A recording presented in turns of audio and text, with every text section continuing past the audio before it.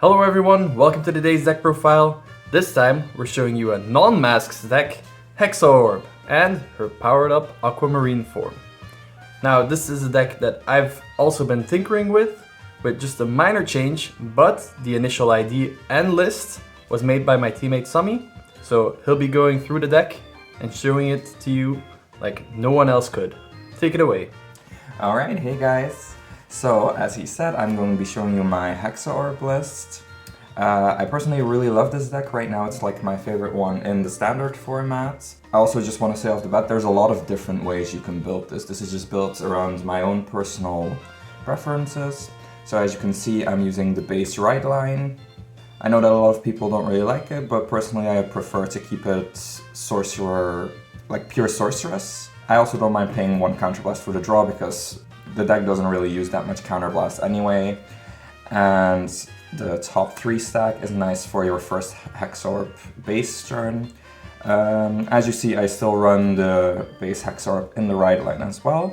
It is an option to use the Aquamarine one in your right line.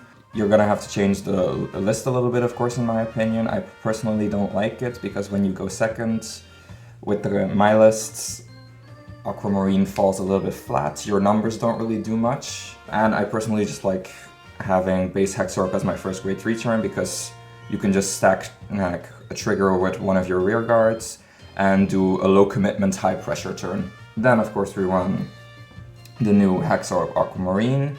She is an amazing card.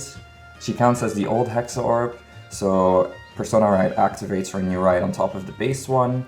When you Persona Ride, you get an extra drive check, and your triggers give an extra 10,000 power when you check them. And every time you check a trigger, you can Soul Blast one to stand one of your rear guards. So this new Hexaorb makes it a 5 attack deck. Then I also run 2 more of the base Hexaorb.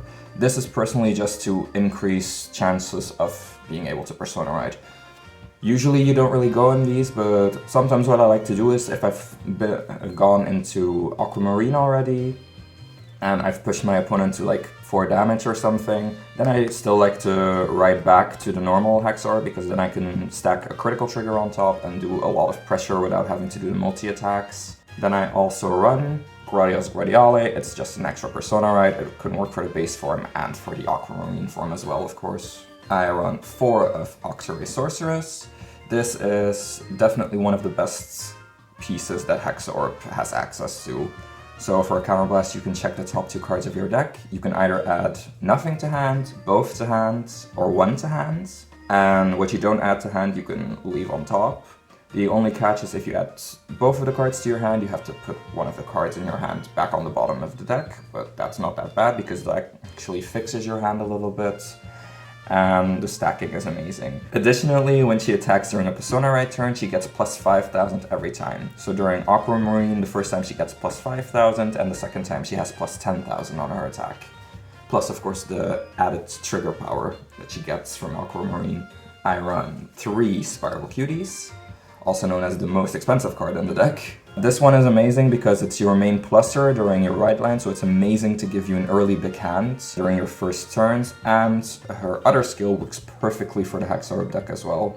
So during a Persona Ride turn, you can counterblast one to check the top 2, add 1 to hand, and the other one can either stay on top or go to the bottom. So it adds a card to hand and it stacks the deck, so it's perfect for what Hexaorb Aquamarine wants to do. Then I run 3 of the Quadracast Sorceress. This is honestly just for a little bit of early pressure. This is usually what you call on your grade 2 turn, just to potentially stack something and keep your soul a little bit healthy if you've used a few Spiral Cuties already. And I personally like to combine her during your turn 2 turn with the backbone of the deck, Effulgent Wizard. So Effulgent Wizard is honestly the most versatile best card in this deck in my opinion. I run 3, so when it attacks and your Vanguard is still standing, you can look at the top card of your deck and then put it in the soul. If your Vanguard is not standing anymore, you just check the top card of your deck still. So he's amazing to either make sure you do get a drive trigger or to confirm that you're going to get a defensive trigger. The card is really fun to play. It also gets 5,000 power every time you check a trigger. So what I personally like to do during the grade 2 turn, if you have the pieces of course, is call a Quadracast to check the top 2, and you either confirm or stack a trigger and fill your soul, then swing, and during the drive check of your Vanguard, you check the trigger, your Ifalgan gets +10, and because of its own skill, it gets another +5. So it's going to be at least 25,000, so if your opponent didn't get a defensive during the first 2 attacks, it's going to be very hard to block in those early turns. And then of course when it swings with it, you still check the top card of your deck, so you confirm whether you have a defensive or not. So that's my favorite play during the early turns. To follow up on why I like Ifalgan so much, you also have What's Hotter, which I run at 3. This card is an amazing defensive card in my opinion, because when you guard with it, you can look at the top card of your deck and put it on the top or the bottom. So you can literally just stack a defensive, you can stack a heal, you can stack an overtrigger if you're lucky enough. The best tip I can give you to play this card is if you're planning on guarding with her in combination with other cards from your hand, just guard with her first. You don't have to put all your cards right away. Guard with her, check the top card of your deck, decide how you want to guard further. What I've often done with her is just put her, check the top, and I see that I have a heal trigger on top. So then I'm just like, okay, that's it. I'm not going to guard it further. I'm just going to let it through, lose 5k shield of course, but then I check a heal trigger, and I healed and I got a defensive. So she's really fun to play in the deck. Next, I love to run Replenishment Angel. I really love to run her because most of the stacking options in this deck are on place, and she is one of the few that can keep doing it as long as she stays on the field. So the only string attached to her is that you have to use her before the Vanguard has attacked, but you want to do that anyways. So she can't stack defensives. And then, of course, we run 3 of the normal PGs and an Elementaria Sanctitude. Then, important for this deck is also the trigger lineup. So I run 8 crits, because the crits are the most deadly parts of this deck. I don't run the effects crits because I don't have them, but you can definitely run them. Personally, I don't really think you're gonna actually use the effect, because usually you have more than enough soul because of the persona riding all the time. And then I run 3 front triggers. Important note, front triggers are extremely potent in this deck, because with the Hexaorb Aquamarine skill on persona ride turns, they give +20 to the front row. Front triggers are really fun in this deck.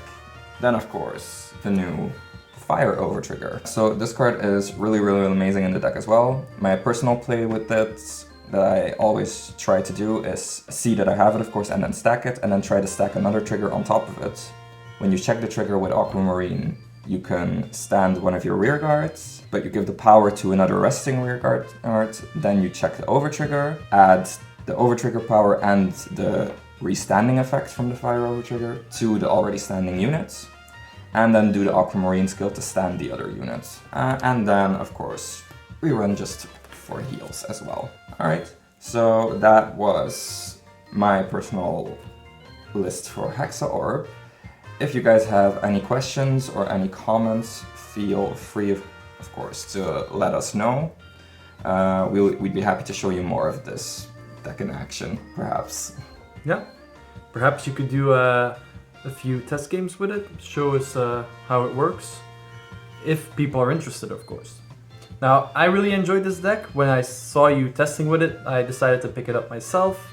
I do run the effect crits in my list, but just like Sammy said, they barely ever come up, so honestly, you could skip them if you wanted to. One thing that I'm currently running is one of the effect heal trigger for grade 4s, but to be fair, since that grade 4s are slowly shifting out of the meta again, they could be replaced again.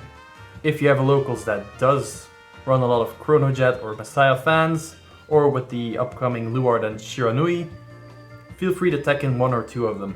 They can come up real handy. With that, we'll leave it today, and we'll see you on the next one. Bye bye! Bye guys!